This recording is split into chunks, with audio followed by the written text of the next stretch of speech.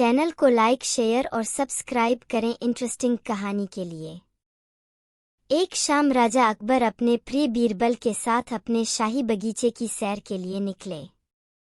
वह बगीचा बहुत ही शानदार था। चारों ओर हरियाली ही हरियाली थी और फूलों की भीनी भीनी खुशबू वातावरण को और भी खूबसूरत बना रही थी। ऐसे में राजा को जाने क्या सूझा कि उन्होंने बीरबल से कहा, बीरबल, हमारा मन है कि इस हरे भरे बगीचे में हम हरे घोड़े में बैठकर घूमें। इसलिए मैं तुम्हें आदेश देता हूँ कि तुम 7 दिनों के अंदर हमारे लिए एक हरे घोड़े का इंतजाम करो। वहीं अगर तुम इस आदेश को पूरा करने में असफल रहते हो तो तुम कभी भी मुझे अपनी शक्ल न दिखाना। इस बात से राजा व बीरबल दोनों वाकिफ थे कि आज तक दुनिया में हरे रंग का घोड़ा नहीं हुआ है। फिर भी राजा चाहते थे कि बीरबल किसी बात में अपनी हार स्वीकार करें। इसी कारण उन्होंने बीरबल को ऐसा आदेश दिया। मगर बीरबल भी बहुत चालाक थे। वो भली भांति जानते थे कि राजा उनसे क्या चाहते हैं। इसलिए वो भी घोड़ा ढूंढने का बहाना बनाकर 7 दिनों तक इधर-उधर घूमते रहे।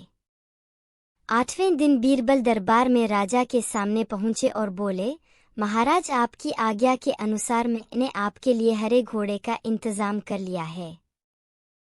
मगर उसके मालिक की 2 शर्तें हैं। राजा ने उत्सुकता से दोनों शर्तों के बारे में पूछा।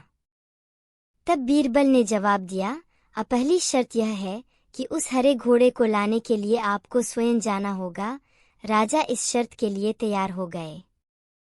फिर उन्होंने दूसरी शर्त के बारे में पूछा।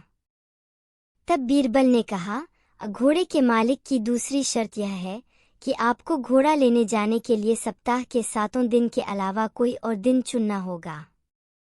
यह सुन राजा हैरानी से बीरबल की ओर देखने लगे।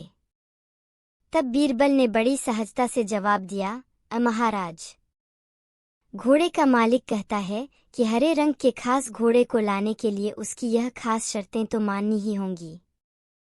राजा अकबर बीरबल की यह चतुराई भरी बात सुनकर खुश हो गए और मान गए कि बीरबल से उसकी हार मनवाना वाकई में बहुत मुश्किल काम है। कहानी से सीख। यह कहानी हमें यह सिखाती है कि सही सूझबूझ और समझदारी के साथ नामुमकिन लगने वाले काम को भी आसानी से किया जा सकता है।